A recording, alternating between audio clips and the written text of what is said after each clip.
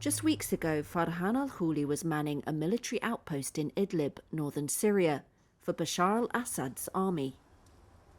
The story of his desertion, one of many, shows how Assad's army crumbled as the rebels advanced.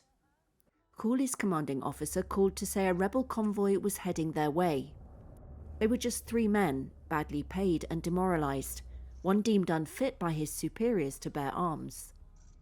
They were meant to be 9, but others had bribed their way out. They should stand and fight, the officer said. Instead, Khouli put his phone on airplane mode, changed into civilian clothes, dropped his rifle and fled. Ending up in Damascus, now taken by the rebels, where he got this job at a horse stable. On the road he saw other groups of deserting soldiers.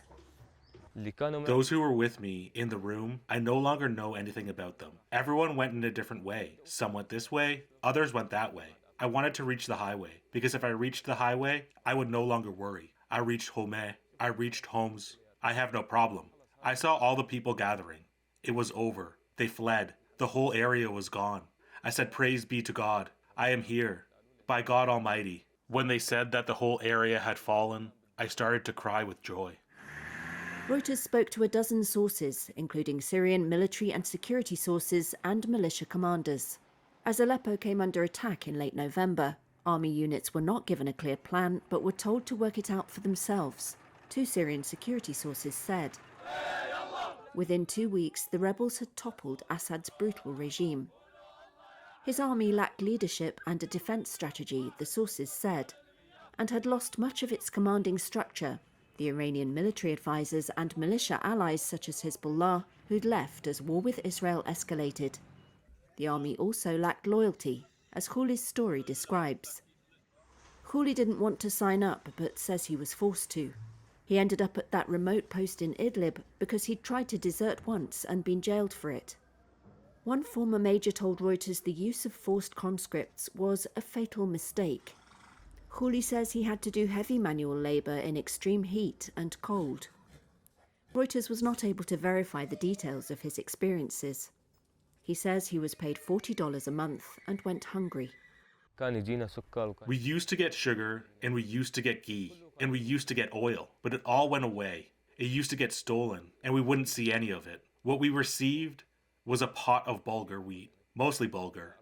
I mean, we used to go 4 or 5 days with only bulgur, and each person had a pinch of tomato and potato. Each person received his portion. I mean, it wasn't enough to fill you up. In 2020, the army had 130,000 personnel, according to the IISS think tank, depleted by the long civil war and functioning more like a militia. A US official told Reuters Washington was learning of high-level desertions and military forces changing sides in the days before Assad fell. Corruption went up through the ranks.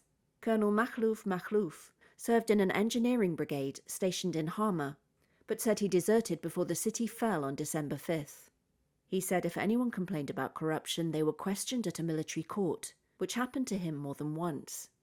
A serving senior military intelligence officer told Reuters anger had been building against Assad personally within the military, especially over the past year, including among core high-ranking supporters from his minority Alawite community. Despite his army past, Khouli says he has no fear for the future. I'm happy and at ease, he says. I'm not afraid at all.